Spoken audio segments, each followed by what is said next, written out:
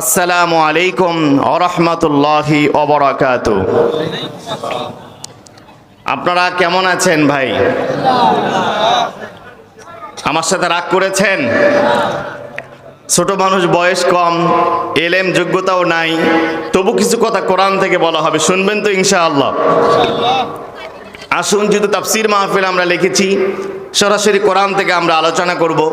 আমি আপনাদের সামনে সূরাতুল আহজাব, কোরআনের 33 নম্বর সূরা, এই সূরার 21 নম্বর আয়াত তেলাওয়াত করি। এই সূরার অর্থ হচ্ছে জোট। কয়েকটা দল মিলে যে জোট গঠন করা হয় এটাকে বলা হয় আহজাব, ঐক্য জোট। আজকে এমন এক প্রেক্ষাপটে বাংলাদেশ দাঁড়িয়ে আছে, আগামীর বাংলাদেশে ঐক্যবদ্ধ হওয়া ছাড়া এদেশের মানুষের মুক্তির কোনো পথ নাই, ঠিক কিনা? সেই প্রেক্ষাপটকে সামনে রেখেই আমরা এই ঐক্যবদ্ধ জোট নামক সূরা থেকে সূরাতুল আহজাবের 21 নম্বর আয়াত তেলাওয়াত করেছি। আমার ভাইরা, এই আয়াতে আল্লাহ রাব্বুল আলামিন তামাম বিশ্বের অগণিত মানুষের জন্য, মানবতার জন্য বলছেন, লাকাদ কানা লাকুম ফি রাসূলিল্লাহি উসওয়াতুন হাসানা। আল্লাহ এখানে দুইটা তাকিদ যোগ করেছেন, লাম একটা, কদ একটা। লাকাদ কানা লাকুম, অবশ্যই, ম্যান্ডেটরি, কম্পালসারি। ফি রাসূলিল্লাহি উসওয়াতুন হাসানা, অনুসরণ করার মতো, অনুকরণ করার মতো, মানুষকে ফলো করার মতো ব্যক্তি একজনই পৃথিবীতে, বলেন তো তার নাম কি? মুহাম্মাদুর। গুনাহ হবে আপনাদের? বলেন তো সেই নবীর নাম কি? মুহাম্মাদুর রাসূলুল্লাহ সাল্লাল্লাহু। উসওয়াতুন হাসানা, সর্বোত্তম মডেল করে আল্লাহ তাকে পাঠালেন কাদের জন্য? লিমান কানা ইয়ারজুল্লাহ ওয়াল ইয়াউমাল আখির, যারা আল্লাহ তাআলার সন্তুষ্টি চায়, জান্নাত চায়, জাহান্নাম থেকে মুক্তি চায়, একটি সফল জীবন চায়, ওয়া যাকারাল্লাহা কাসীরা, এবং তারা বেশি বেশি করে আল্লাহর জিকির করে। এই হচ্ছে আজকের আয়াতের তেলাওয়াতকৃত আয়াতের সরল অনুবাদ। মুহাম্মদুর রাসূলুল্লাহ সাল্লাল্লাহু আলাইহি সাল্লাম এমন একজন পার্সোনালিটি, এমন একজন ব্যক্তিত্ব, পৃথিবীতে প্রায় 6,500 ভাষা এক্সিস্টিং রয়েছে। চলমান পৃথিবীর ভাষার সংখ্যা হচ্ছে 6,500। এই 6,500 ভাষায় পৃথিবীতে মুহাম্মদুর রাসূলুল্লাহর জীবনীর উপরেই, শুধু তার জীবনী গ্রন্থ হিসাবে 8 লক্ষ কিতাব লেখা হয়েছে। সুবহানাল্লাহ বলতে ইচ্ছা করে না? একজন মানুষের জীবনকে অ্যানালাইসিস করে, একজন মানুষের জীবনীকে গবেষণা করেই কিতাব লেখা হয়েছে পৃথিবীর প্রত্যেকটা ল্যাঙ্গুয়েজে, প্রত্যেকটা ভাষায়। 8.5 লক্ষ কিতাব পৃথিবীতে লেখা হয়েছে। তিনি হলেন মুহাম্মাদুর রাসূলুল্লাহ সাল্লাল্লাহু আলাইহি সাল্লাম। আমার ভাইরা, শুধু কি তাই? আপনারা দেখবেন, কোরআন পড়বেন, কোরআনের জায়গায় জায়গায় আল্লাহ রাব্বুল আলামিন যেখানে নিজের নাম ব্যবহার করেছেন, সাথে সাথেই তার নাম ব্যবহার করেছেন। এই যে আমরা আযান দেই, আশহাদু আল্লা ইলাহা ইল্লাল্লাহ, আবার পরক্ষণে আশহাদু আন্না মুহাম্মাদার। আবার দেখবেন যখন আমরা কালেমা পড়ি, লা ইলাহা ইল্লাল্লাহ মুহাম্মাদুর। আপনি গভীর মনোযোগ দিয়ে খেয়াল করবেন, এই কালেমায় 2টা পার্ট আছে। একটা হচ্ছে লা ইলাহা ইল্লাল্লাহ, আর একটা পার্ট হচ্ছে, কথা বলেন না কেন, মুহাম্মাদুর। মজার বিষয় হলো, লা ইলাহা ইল্লাল্লাহর মধ্যেও 12টা অক্ষর আছে, আবার মুহাম্মাদুর রাসূলুল্লাহর মধ্যেও 12টা অক্ষর আছে। সুবহানাল্লাহ বলতে ইচ্ছা করে না?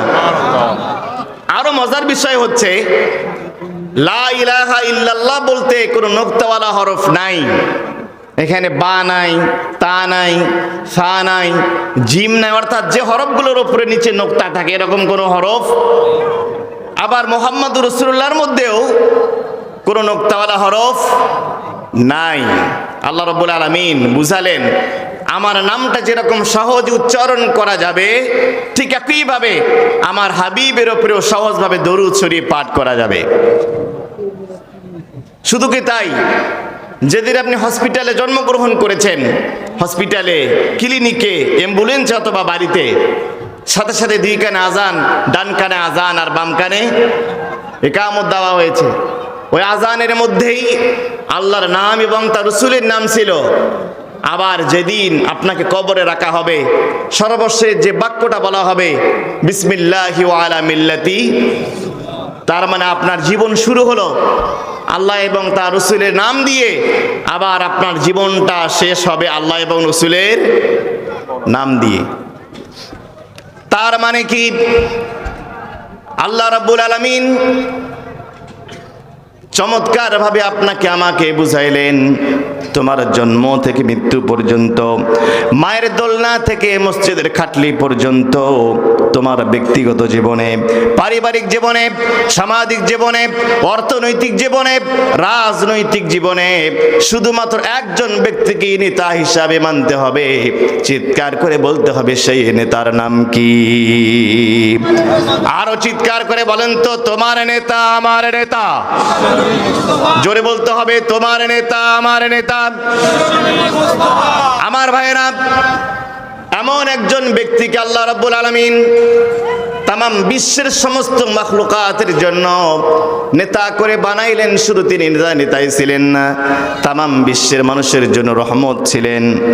আমার ভাইয়েরা, যদি একটু খেয়াল করেন, বিশ্বনবী জনাবে মুহাম্মদ রাসূলুল্লাহ সাল্লাল্লাহু আলাইহি ওয়াসাল্লাম এই যেই মসজিদে নামাজ পড়েছেন, মসজিদ নববী, মসজিদে নববীর মধ্যে একটা জায়গা আছে, এই জান্নাত জায়গাটার নাম হলো রাউদাতুম মির রিয়াদিল জান্নাহ। আছে না নাই? হাদিস সাহেবরা কথা বলেন না কেন? রিয়াদুল জান্নাহ মসজিদে নববীতে আছে না নাই? মুসা আলাইহিস সালাম মসজিদে নামাজ পড়েছেন, সেই জায়গাটা জান্নাতের বাগান হয় নাই। ইব্রাহিম আলাইহিস সালাম মসজিদে নামাজ পড়েছেন, তার মসজিদের কোনো অংশ জান্নাতের বাগান হয় নাই। জাকারিয়া আলাইহিস সালাম, নূহ আলাইহিস সালাম, ইদ্রিস আলাইহিস সালাম, সুলাইমান আলাইহিস সালাম, নূহ আলাইহিস সালাম, হুদ আলাইহিস সালাম, সালেহ আলাইহিস সালাম, 1,24,000 অথবা তার কম বেশি নবী রাসূল দুনিয়াতে এসেছেন, সবাই নামাজ পড়েছেন, কিন্তু পৃথিবীর কোন নবী রাসূলের মসজিদকে আল্লাহ জান্নাতের বাগান করেন নাই। আপনার আমার নবীর মসজিদের একটা অংশকে আল্লাহ কেন জান্নাতের বাগান বানাইলেন? নবীজি বলেন, নবীজি প্রত্যেক দিন মসজিদে ঘর থেকে বের হয়ে তিনি 5 ওয়াক্ত নামাজ পড়ার জন্য মসজিদে নববীতে আসতেন। আর নবীজির প্রত্যেক দিন 5 বার মসজিদে আসার কারণে নবীজির কদম মোবারক থেকে যে ধুলিগুলো পড়তো, এই ধুলিগুলো পড়ে পড়ে ওই জায়গাটা জান্নাতের বাগান হয়ে গিয়েছে। চিৎকার করে বলুন আল্লাহু আকবার। নবীজির কদম মোবারকের ধুলি পেয়েই ওইটা জান্নাতের বাগান হয়েছে। আমার ভাইয়েরা, শুধু তাই নয়, এই পৃথিবীতে জিবরাইল আলাইহিস সালাম ছিলেন যোগাযোগ মন্ত্রী। সব নবীদের কাছে তিনি এসেছেন, আদম আলাইহিস সালাম থেকে শুরু করে মুহাম্মদ রাসূলুল্লাহ পর্যন্ত সমস্ত নবীদের কাছে তিনি ওহী নিয়ে আসতেন, ওহী নিয়ে আগমন করতেন। কোন নবীর কাছে মাত্র জীবনে একবার এসেছেন, তবে মুসা আলাইহিস সালামের কাছে সবথেকে বেশি তিনি 400 বার এসেছিলেন। এরপরে অনেক নবীর কাছে মাত্র 3 বার এসেছেন, কিন্তু আপনার আমার নবীর কাছে 400 বার নয়, 4000 বার নয়, জিবরাইল আলাইহিস সালাম আমাদের নবীর কাছে এসেছেন 24,000 বার। আপনি কেমন নবী পেয়েছেন? আমার ভাইয়েরা, আজকে এক শ্রেণীর মানুষ নবীজিকে আদর্শ পিতা মানে, আদর্শ নানা মানে, আদর্শ দাদা মানে, কিন্তু তারা নবীজিকে আদর্শ নেতা মানতে পারে না। কথা বলেন ঠিক কি না? সব জায়গায় তারা নবীজিকে মানতে পারে, কিন্তু যখন বলা হয় তোমার নেতা আমার নেতা বিশ্ব নবী মুস্তাফা, তখন তারা জঙ্গিবাদের গন্ধ খুঁজে পায়। কথা বলেন ঠিক কি না? আমি তাদেরকে বলতে চাই আজকে আপনি বলতেছেন মদিনার ইসলাম মানবেন, এরকম কথা অনেক নেতা বলে কি বলে না? মদিনার ইসলাম যদি আপনি মানতে চান, মদিনার ইসলাম যদি মানতে হয়, তাহলে নবীজিকে সবার আগে আপনাকে নেতা মানার পরেই মদিনার ইসলাম মানতে হবে। সব মানতে পারে, নবীজিকে আদর্শ পিতা মানে, আদর্শ বাবা মানে, আদর্শ ভাই মানে, কিন্তু যখন বলা হয় নবী সাল্লাল্লাহু আলাইহি ওয়াসাল্লাম শুধু আদর্শ পিতাই নন, তিনি আদর্শ সমরনায়ক ছিলেন, আদর্শ রাষ্ট্রপতি ছিলেন, তিনি রাষ্ট্রপতির আদর্শ, সেনা প্রধানের আদর্শ, বিচারপতির আদর্শ, তিনি মদিনার প্রধানমন্ত্রীরও আদর্শ। এই কথা বললে অনেকের মন বেজার হয়, কথা বলেন ঠিক কি না? আমরা বলি যারা কোরআনুল কারীমের এক অংশ মানে আর এক অংশ মানে না, তাদেরকে বলা হয় মুনাফিক। তাদেরকে কি বলা হয়? আমি বলি এক লোকের দুই নীতি, তার নাম মুনাফিকি। কথা বলেন ঠিক কি না? এক লোকের দুই নীতি, তার নাম মুনাফিকি। আমার ভাইরা, শুধুমাত্র আপনি নবীজিকে আদর্শ পিতা মানলে হবে না, বিশ্ব নবীকে নেতা মানতে হবে। নেতা মেনে আপনাকে নবীজির পথে আসতে হবে। শুধু আমাদের নবী নয়, সমস্ত নবীদেরকে আল্লাহ নেতা বলে সাব্যস্ত করেছেন। বলেন সুবহানাল্লাহ। সূরা আম্বিয়া ৭৩ নম্বর আয়াতে আল্লাহ বলছেন, وَجَعَلْنَاهُمْ أَئِمَّةً يَهْدُونَ بِأَمْرِنَا وَأَوْحَيْنَا إِلَيْهِمْ فِعْلَ الْخَيْرَاتِ وَإِقَامَ الصَّلَاةِ وَإِيتَاءَ الزَّكَاةِ وَكَانُوا لَنَا عَابِدِينَ। সূরা আম্বিয়া ৭৩ নম্বর আয়াত। এটা জামাত ইসলামের কোরআন নয়, এটা জাতীয় পার্টির কোরআন নয়, বিএনপির কোরআন নয়, আওয়ামী লীগের কোরআন নয়, এনসিপির কোরআন নয়, আল্লাহ প্রদত্ত কোরআনের সূরা আম্বিয়ার ৭৩ নম্বর আয়াতে আল্লাহ বলছেন ওয়াজআলনাহুম আইম্মা। আচ্ছা বলেন তো, ইমাম, ইমাম শব্দের অর্থ কি? কথা বলতে হবে সবাইকে। ইমাম মানে কি? ইমামের বহু বচন আইম্মা। এখানে অনেক ওলামায়ে কেরাম আছেন, ইমাম এক বচন, আইম্মা বহু বচন। আমরা বলি আইম্মায়ে আরবা, চারজন ইমাম। আল্লাহ রাব্বুল আলামিন সমস্ত নবীদেরকে অ্যাড্রেস করে বলতেছেন ওয়াজআলনাহুম আইম্মা, আমি সমস্ত নবীদেরকে নেতা করে দুনিয়ায় পাঠিয়েছি। কথা বলেন ঠিক কি না? এজন্য আমরা বলি আমরা দুনিয়ার কোন বিড়িখোর, মদখোর, চাঁদাখোর, দুর্নীতিবাজ, টেম্পু স্ট্যান্ড দখলকারীদেরকে নেতা মানি না। আমরা নেতা মানি কেবল মুহাম্মদুর রাসূলুল্লাহকে। যুবক, তুমি স্লোগান দাও আমি অমুকের সৈনিক, তমুকের সৈনিক। আমি বলি তুমি অমুকের সৈনিক নও, তুমি তমুকের সৈনিক নও। প্রত্যেকটা যুবককে স্লোগান দিতে হবে আমি মুহাম্মদুর রাসূলুল্লাহর সৈনিক। বক্তব্য ক্লিয়ার, আল্লাহর কোরআনের বক্তব্য। শুধু তাই নয়, সমস্ত নবী আলাইহিস সালাম আল্লাহর কাছে রাষ্ট্র ক্ষমতা চেয়ে দোয়া করেছেন। সুবহানাল্লাহ বলবেন না? অনেক লোক বলে হুজুর ইসলাম শান্তির ধর্ম, শান্তির কথা বলেন, কবরের কথা বলেন, জান্নাতের কথা বলেন, জাহান্নামের কথা বলেন, পরকালের কথা বলেন, মেরাজের কথা বলেন, গীবতের কথা বলেন, পরনিন্দার কথা বলেন, ভোটের কথা বলবেন না, রাজনীতির কথা বলবেন না। এগুলো শান্তির কথা নয়। ইসলাম শান্তির ধর্ম, ভোটাভুটি ইসলামের মধ্যে নাই, ইসলামের মধ্যে ক্ষমতা নাই। এরকম বাটপার, এরকম সাদাবাজ, প্রতারক এই এলাকাও দুই চারটা আছে নাকি নাই? টাটকা মুনাফিক, এইটা টাটকা মুনাফিক। লিখে নিয়ে যান, দলিল লিখে নিয়ে যান। সমস্ত নবীরা রাষ্ট্র ক্ষমতা চেয়ে দোয়া করেছেন। সুলাইমান আলাইহিস সালাম সূরাতুস সাদ ৩৫ নম্বর আয়াতে তিনি দোয়া করেছেন। ওই দোয়াটা আজ থেকে প্রায় ৩৫০০ বছর আগে তিনি করেছিলেন। আল্লাহ রাব্বুল আলামিন জানেন অনেক বছর পরে গিয়া, হাজার হাজার বছর পরে গিয়া কিছু টাটকা মৌলবী, কিছু হালুয়াখোর, সরকারি আলেম, তাগুতের আলেম, তারা বলবে কোরআনের মধ্যে কোনো রাজনীতি নাই। এটা আল্লাহ জানেন কি জানেন না? আল্লাহ জানেন, এই জন্য তিনি সুলাইমান আলাইহিস সালামের বক্তব্যটাকে কোরআনের মধ্যে ইনক্লুড করে তুলে ধরেছেন। আল্লাহ তাআলা বলেন, সুলাইমান দোয়া করতেছেন, قال رب اغفر لي وهب لي ملكا لا ينبغي لأحد من بعدي إنك أنت الوهاب। সুলাইমান দোয়া করতেছেন, قال رب اغفر لي, আল্লাহ আমাকে ক্ষমা করো, ওয়াহাবলি, আমাকে দান করো, মুলকান। এখানে যারা অনেক ওলামায়ে কেরাম আছেন বলেন তো মুলকুন মানে কি? কথা বলেন না কেন?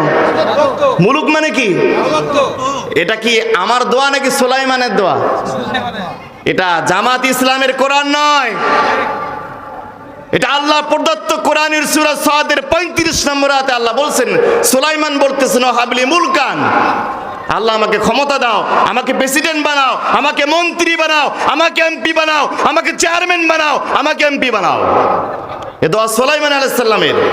শুধু কি তাই এখানে শেষ করেন নাই দোয়াটা, আরো দোয়া করতেছেন, বলতেছেন লা ইয়ামবাগি লি আহাদিম মিন বাদি, আল্লাহ আমাকে এমন ক্ষমতা দিবেন, এমন রাষ্ট্রপতি বানাইবেন, আমার পরে এত বড় রাষ্ট্রপতি, এত বড় প্রধানমন্ত্রী যেন কেউ হতে না পারে। সুবহানাল্লাহ বলবেন না? চিন্তা করছেন এই দোয়ার লোডটা কত, ওজনটা কত? আমার মতো এত বড় ক্ষমতাশীল কাউকে বানাবেন না, আল্লাহ কবুল করে নিয়েছেন, বলেন সুবহানাল্লাহ। প্রমাণ কোথায়? আমরা বিশ্বাস করি এই বর্তমান বিশ্ব ব্যবস্থাপনার এই গ্লোবাল সিস্টেমের সবথেকে বড় পরাশক্তি হচ্ছে আমেরিকা। আমেরিকার প্রেসিডেন্টকে, জো বাইডেনকে পৃথিবীর সবথেকে ক্ষমতাশালী প্রেসিডেন্ট হিসাবে আমরা আখ্যায়িত করে থাকি। কিন্তু বলেন তো, জো বাইডেন কি পাখির ভাষা বুঝতে পারে? কথা বলেন না কেন? সে কি গরুর ভাষা বোঝে, জিনের ভাষা বোঝে? সে কি আকাশে উঠতে পারে? সুলাইমান আলাইহিস সালামের দোয়া আল্লাহ কবুল করে আল্লাহ তাকে এত বড় ক্ষমতা দিলেন। তাফসিরে মারিফুল কোরআনে লেখা হয়েছে আমাদের এমপি সংখ্যা 300 জন, মহিলা 50 জন, 350 জন। কিন্তু সুলাইমান আলাইহিস সালামকে এই দোয়া কবুল করে আল্লাহ এত বড় ক্ষমতা দিয়েছিলেন, আল্লাহ রাব্বুল আলামিন তাকে, তার এমপির সংখ্যা ছিল প্রায় 6 লক্ষ। আল্লাহু আকবার বলবেন না? তাফসিরে মারিফুল কোরআনে লেখা হয়েছে। তোমার আমার মতো ডোনাল্ড ট্রাম্প নয়, জো বাইডেন নয়, রাশিয়ার প্রেসিডেন্ট ভ্লাদিমির পুতিনের মতো নয়। আল্লাহ তার এমপির সংখ্যাই বানিয়েছেন 6 লক্ষ। মেসেঞ্জারে, হোয়াটসঅ্যাপে, স্কুলে, কলেজে, বিশ্ববিদ্যালয়ে, ক্যাফেটেরিয়ায়, পার্কে, রাস্তায়, যেখানে যত গুনাহ করবে সব গুনাহের দায়ভার বাবার ঘাড়ের উপরে বর্তাবে। বয়স কত? রসুল দিয়েছেন 12 বছর, আর রাষ্ট্র দিয়েছে 18 বছর। মানবেন কোনটা? রসুলেরটা তো বললেন, কিন্তু আপনি মানতে পারবেন? বিয়ে পড়ান দেখি আপনি, পুলিশকে সংবাদ দেন যে আমি রসুলের হাদিস মানছি, আমার মেয়েকে 12 বছর বয়সে বিয়ে দিয়েছি। বাবারও জেল হবে, কাজী সাহেবের জেল হবে, যে মৌলবী বিয়ে পড়াবে মৌলবীরও জেল হবে। তার মানে কি? ইসলামী রাষ্ট্র কায়েম না হলে ইসলামের অনেক আইন মানা যায় না। কথা বলেন ঠিক কি না? ইসলামী আইন, শরিয়া আইন, আল্লাহর কোরআনের আইন চালু না হলে আপনার আমলনামায় অন্তত 12টা গুনাহ আছে। আমার অ্যানালাইসিসে 12টা গুনাহ, আপনি যত বড় হাদিস সাহেব হন, যত বড় মুফতি সাহেব হন, জাতীয় গুনাহ হিসাবে প্রত্যেক দিন আপনার আমলনামায় যুক্ত হতেই থাকবে। কথা বলেন ঠিক কি না? এজন্য আমরা যদি আমাদের পরিবারগুলোকে ইসলামী পরিবার বানাতে চাই, আমরা যদি জেনার গুনাহ থেকে বাঁচতে চাই, আল কোরআনকে ক্ষমতায় নিয়ে যাওয়ার দরকার আছে নাকি নাই?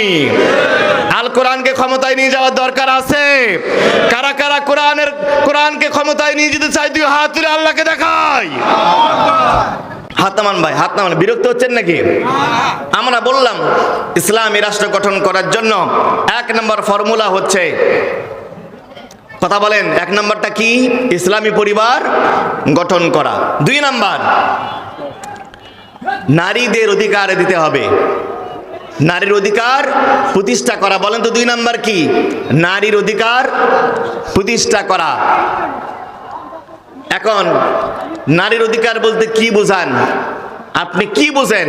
এই যে কিছু বুদ্ধিজীবী মাথা মোটা তারা বলছে বাংলাদেশে যদি আলেম ওলামারা, হুজুররা, দাড়িওয়ালারা, টুপিওয়ালারা ক্ষমতায় আসে, মহিলাদেরকে ঘর থেকে বের হতে দেবে না। আমার এই মহিলা প্যান্ডেলে অনেক মা বোন আছেন, তাদেরকে ভয় দেখানো হচ্ছে, তাদের মনে ত্রাস সৃষ্টি করা হচ্ছে। কথা বলেন ঠিক কিনা? একটু দেখে আসেন তো অন্য ধর্ম কি বলে। ইহুদি ধর্ম তারা বিশ্বাস করে মেয়েদের 9টা অভিশাপ, মৃত্যু পর্যন্ত তাদের ধর্ম অনুযায়ী তারা বলে মেয়েদের 9টা অভিশাপ তাদের আছে। 1 নম্বর, তারা প্রতি মাসে অপবিত্র হয়, এটা তাদের উপর নাকি অভিশাপ, বলে নাউজুবিল্লাহ। 2 নম্বর, তাদের কুমারিত্বের যে রক্ত প্রবাহিত হয় প্রথম যখন তাদের হায়েজ হয়, এটা নাকি আল্লাহর পক্ষ থেকে অভিশাপ। নাউজুবিল্লাহ বলবেন না? এটা ইহুদি ধর্মের বিশ্বাস। 3 নম্বর, তারা বিশ্বাস করে গর্ভধারণের কষ্ট, নারী হওয়ার কারণে তুমি কেন নারী হইলা, এজন্য আল্লাহ তাদেরকে নাকি কষ্ট দেয়। 4 নম্বর, তারা বিশ্বাস করে সন্তান প্রতিপালন ও সন্তান প্রসব করার সময় কষ্ট, এটা মেয়ে হওয়ার কারণে কষ্ট দেওয়া হয়। 5 নম্বর, তারা বিশ্বাস করে মেয়েদের মাথা ঢেকে রাখতে হয়। এই ঢেকে কেন রাখতে হয়? তারা বলে তুমি সারা জীবন শোক পালন করো। নাউজুবিল্লাহ বলবেন না? এটা নাকি মেয়েরা বোরখা পরে, খিমাত দেয়, হিজাব দেয় মাথায়, এটা নাকি শোক পালন করে, এই জন্য তুমি কেন নারী হয়ে দুনিয়া আসলা। 6 নম্বর, তাদের কান ছিদ্র করতে হয়। আমার মা বোনেরা কানের দুল দেয় কি দেয় না? এটা নাকি তাদের জন্য অভিশাপ, শাস্তি, তুমি কেন নারী হইলা।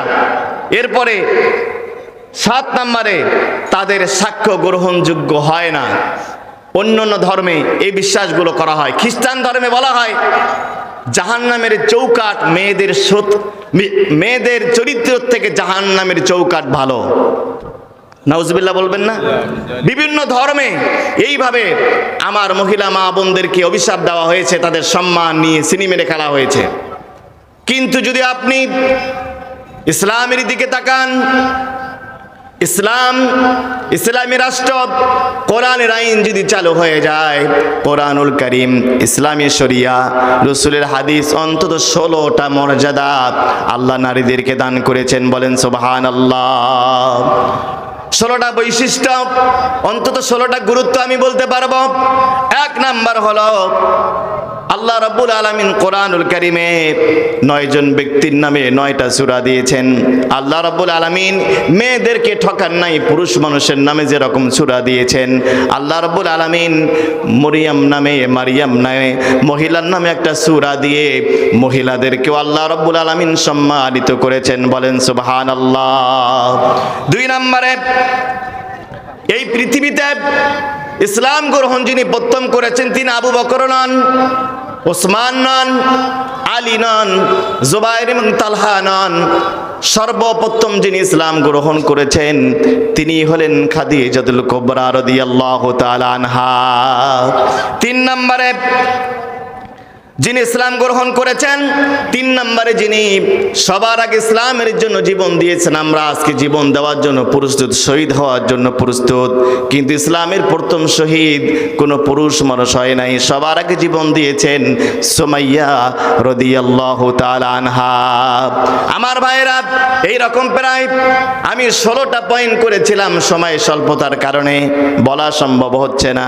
আল্লাহ রাব্বুল আলামিন অন্তত 16টা দিক থেকে, অন্য ধর্মের থেকে আমার মহিলা মা বোনদেরকে আল্লাহ সম্মান দিয়েছেন। বলেন সুবহানাল্লাহ। আজকে যারা বলছে মানুষের সামনে মিথ্যা প্রোপাগান্ডা ছড়াচ্ছে, আমার মা বোনদেরকে বলতে চাই, তারা মনে করে যারা আজকে বলে ইসলাম ক্ষমতায় গেলে নারীদেরকে ঘর থেকে বের হতে দেওয়া হবে না, নারীদেরকে চাকরি করতে দেওয়া হবে না, নারীদেরকে স্কুল কলেজ বিশ্ববিদ্যালয়ে পড়তে দেওয়া হবে না, এইটা তারা মিথ্যা কথা বলে। তারা বলে যে তারা এই কথা বলে, ইসলাম নারীদেরকে সম্মান দেন নাই, ইসলাম নারীদেরকে সম্মান মর্যাদা দেয় নাই, এই জন্য তারা ইসলামের বিপক্ষে কথা বলে। অথচ যদি আপনারা তাকান স্কুল কলেজ বিশ্ববিদ্যালয়গুলো, এই যে ডাকসু, এই যে রাকসু, এই যে জাকসু নির্বাচন হলো, যে মেয়েগুলো বোরকা ইউজ করে না, যে মেয়েগুলো চুল ঢাকে না, কিন্তু তারা ভোট দেওয়ার সময় ঠিকই কিন্তু তারা ছাত্র শিবিরকে সমর্থন দিয়েছে। তারা জানে, তারা সিদ্ধান্ত নিয়েছে তোমরা যতই মিথ্যা কথা বলো, ইসলাম সম্পর্কে, দাড়িওয়ালাদের সম্পর্কে যত মিথ্যা প্রোপাগান্ডা ছাড়াও, তারা সিদ্ধান্ত নিয়েছে বিশ্ববিদ্যালয়ে আপনার আমার মতো মাথা মোটারা পড়ে না। আমি নিজে বিশ্ববিদ্যালয়ে পড়েছি, ইসলামী বিশ্ববিদ্যালয় কুষ্টিয়ায়। বিশ্ববিদ্যালয়ে পড়তে গেলে মাথার ঘেলু লাগে, পুরুষের স্টাডি করে সেখানে চান্স পেতে হয়। তোমার মতো মফিজউদ্দিন, তোমার মতো সলিমউদ্দিন এ কথা বললে হবে না। ঢাকা বিশ্ববিদ্যালয়, জাহাঙ্গীরনগর বিশ্ববিদ্যালয়, রাজশাহী বিশ্ববিদ্যালয়, চট্টগ্রাম বিশ্ববিদ্যালয়ের সবথেকে মেধাবী ছাত্র ছাত্রীরা সিদ্ধান্ত নিয়েছে আগামীর বাংলাদেশ জামাত ইসলামী এবং ছাত্র শিবিরের কাছেই নিরাপদ। তারা ম্যান্ডেট দিয়েছে। মিথ্যা কথা বলে আমার মহিলা মা বোনদেরকে ভুল বোঝানোর কোনো সুযোগ নাই। এই জন্য যদি আমরা আগামীর বাংলাদেশকে শরিয়া ভিত্তিক রাষ্ট্র বানাতে চাই, 2 নাম্বার কাজ হলো নারীদের অধিকার প্রতিষ্ঠা করতে হবে। 3 নাম্বার, শ্রমিকের অধিকার রাসূলুল্লাহ দিয়েছেন, বলেন না সুবহানাল্লাহ। হাদি সাহেব 5 জনকে কামলা নিয়েছে ধান কাটার জন্য। মুরব্বী মানুষ, স্ত্রীর অসুস্থ, স্ত্রীর চিকিৎসার জন্য সারাদিন আপনার এই পাথারের মধ্যে ধান কেটেছে। মাগরিবের সময় গেছে চতরা বাজারে। হাদি সাহেব কামলা নিয়েছেন 3 জন, উনি ভুলে গেছেন। বাজারে গিয়ে সব থেকে বড় রুই মাছটা নিয়ে বাড়িতে চলে আসছেন। এখন কামলা গিয়ে পুরো হাট খুঁজে বেড়া, হাদি সাহেবের দেখা। হাদি সাহেব বাড়িতে আসছে তাড়াতাড়ি, মাগরিবে জামাত ধরতে হবে। অথচ আপনার বাড়ির কামলা পুরো হাট ঘুরে বেড়ায়, আপনাকে খুঁজে পায় না। আপনি হাজি নন, আপনি টাটকা মুনাফিক। রাসূলের বক্তব্য হলো উতুল আজির আজরাহু ক্বাবলা আন ইয়াজুফা ইরকাহু। রাসূল বলছেন শ্রমিকের ঘাম শুকানোর পূর্বেই তার টাকা, তার পারিশ্রমিক তাকে দিয়ে দিতে হবে। ঠিক কি না? বিগত 54 বছরে আমরা দেখেছি শ্রমিক, দিনমজুর, রিক্সা চালক, ভ্যান চালক, ড্রাইভার, হেল্পার, কন্ট্রাক্টর, শ্রমজীবী মানুষের ভাগ্যের পরিবর্তন হয়নি। হবে কেন? রাসূলের কথার মাধ্যমে, শরিয়া ভিত্তিক রাষ্ট্রের মাধ্যমে শুধুমাত্র কেবলমাত্র শ্রমিকদের ভাগ্য পরিবর্তন হতে পারে। ঠিক কি না? এই যে আমি মাইকে কথা বলছি, এটাও কোনো না কোনো শ্রমিক বানিয়েছেন। ঠিক কি না? এই জামাটা আমি গায়ে দিয়েছি, এত সুন্দর দেখাচ্ছে, এই জামাটাও কোনো না কোনো শ্রমিক ভাই বানিয়েছে। আমার টুপিটা শ্রমিক বানিয়েছে, এই চেয়ারটা শ্রমিক বানিয়েছে, মঞ্চটা শ্রমিক বানিয়েছে, এই ক্যামেরাটা শ্রমিক বানিয়েছে। প্রত্যেকটা কাজের সাথে শ্রমিকের হাত আছে। পৃথিবীর বড় বড় শহরগুলো শ্রমিকের ঘামের উপরে দাঁড়িয়ে আছে। পৃথিবীর ইতিহাসে কোনো প্রেসিডেন্ট, কোনো প্রধানমন্ত্রী, কোনো নেতা শ্রমিকদের ন্যায্য অধিকার দিতে পারেনি। শ্রমিকদেরকে শুধুমাত্র কেবলমাত্র কোরআনে রাষ্ট্রই ন্যায্য অধিকার দিতে পারে। শ্রমিকদের অধিকার দিয়েছিলেন। বৈষম্যহীন একটি আন্দোলন তিনি গড়ে তুলেছিলেন। আজকে আমরা 24 সালে বৈষম্য বিরোধী আন্দোলনের আমরা এই রূপরেখা দেখতে পেয়েছি। কিন্তু রাসূলুল্লাহ আন্দোলনটা শুরু করেছিলেন যখন তার বয়স মাত্র 2 থেকে 3 বছর। বিবি হালিমার যখন তিনি দুধ পান করতেন, তিনি কখনোই 2টা স্তনে মুখ লাগাননি। আর একটা স্তন তিনি আর একটা দুধ ভাইয়ের জন্য রেখে দিয়েছিলেন। বলেন সুবহানাল্লাহ। এজন্য আজকে যারা বৈষম্যহীন বাংলাদেশ গড়ার কথা বলছেন, ওরা নিজেরাই বৈষম্য মুক্ত হতে পারেনি। বাংলাদেশের বড় বড় 3টা রাজনৈতিক দল, তারা পরিবারতন্ত্র থেকে এখনো বের হতে পারেনি। কথা বলেন ঠিক কি না? স্বামীর পরে স্ত্রী, স্ত্রীর পরে ছেলে, বাবার পরে মেয়ে, ভাইয়ের পরে ভাই। পৃথিবীর বুকে একমাত্র কেবলমাত্র বৈষম্যহীন সমাজ বিনির্মাণের কথা বুক ফুলিয়ে কেবলমাত্র আলেম ওলামা নবীজির ওয়ারিসরাই বলতে পারে, ঠিক কি না? আমার ভাইরা, 5 নম্বরে ধর্ম বর্ণ সম্মিলিতভাবে রাসূলুল্লাহ একটি জাতি ঐক্য গড়ে তুলেছিলেন। আজকে আমাদের সমাজে আজকে এখানে সুন্নি, এরপরে লামাজহাবি, হানাফি, শাফি, আটশি, সারসিনা, মাইজ ভান্ডারি, যে দলে আমরা করি না কেন, বৃহত্তর স্বার্থে আগামীর বাংলাদেশকে কোরআনের রাষ্ট্র হিসাবে দেখতে চাইলে সবাইকে এক কাতারে আসার দরকার আছে না নাই? আসুন আমরা সেই পথে চলি। এই আগামীর বাংলাদেশ বিনির্মাণ করার জন্য, আল্লাহর আইন প্রতিষ্ঠা করার জন্য। আল্লাহর আইন কেন দরকার? আমি 30 সেকেন্ডে শেষ করছি। আপনার একটা মেয়ে ছোট্টবেলা থেকেই চোখের সামনে মেয়েটা বড় হচ্ছে। একটা মেয়েকে মানুষ করা, যারা মানুষ করেছেন তারা জানেন কত কষ্ট। মেয়েকে প্রাইমারি, হাই স্কুল, কলেজ, বিশ্ববিদ্যালয়ে যখন পাঠালেন, হঠাৎ করে একদিন সংবাদ আসলো বিশ্ববিদ্যালয়ের বখাটে একটা ছেলে আপনার মেয়েটাকে ধর্ষণ করেছে। একজন বাবা হিসাবে এর থেকে বড় দুঃসংবাদ আর কিছু হতে পারে? কথা বলেন না কেন ভাইরা? আচ্ছা, আমি আপনার কাছে প্রশ্ন করতে চাই, যে এই ছোট্টবেলা থেকেই যে মেয়েটাকে মাথার ঘাম পায়ে ফেলে তিলে তিলে মানুষ করলেন, এই মেয়েটার ধর্ষকের আপনি কি শাস্তি চান? মৃত্যুদণ্ড চান না? তো আলেম ওলামা সেই জিনিসটাই চায়। আল্লাহর আইন প্রতিষ্ঠা হলে, কোরআন প্রতিষ্ঠা হলে এই জিনিসটা আল্লাহর আইন বলে। আল্লাহর কোরআন এই জিনিসটাই প্রতিষ্ঠা করবে। কেউ যদি কারো কলিজার টুকরা কোনো মেয়ের ধর্ষণ করে, তাকে রজম করা হবে। এটা কি অমানবিক হবে ভাই? সুতরাং কেন আমরা বুঝতেছি না? আপনি কার পিছনে ছুটছেন? কোন দলের পিছনে ছুটছেন? একজন মুসলিম হিসেবে আপনি কি চান না ধর্ষকেরা শাস্তি পাক? চান না চোরেদের হাত কাটা হোক? আপনি চান না? যদি চেয়ে থাকেন তাহলে আসুন না এই সুযোগটা কাজে লাগাই। আমরা আমাদের সুযোগ, পীরগঞ্জের ইতিহাসে বিগত 54 বছরে আমি মনে করি এরকম কোন যোগ্য আলেমকে আমরা পাইনি। গনিমত হিসাবে আমরা চাই আগামী দিনে পীরগঞ্জের এই আলেমকে আমরা জাতীয় সংসদে দেখতে চাই ইনশাআল্লাহ। কারা কারা চাই? দু হাত তোলেন তো। নারায়ে তাকবীর, নারায়ে তাকবীর।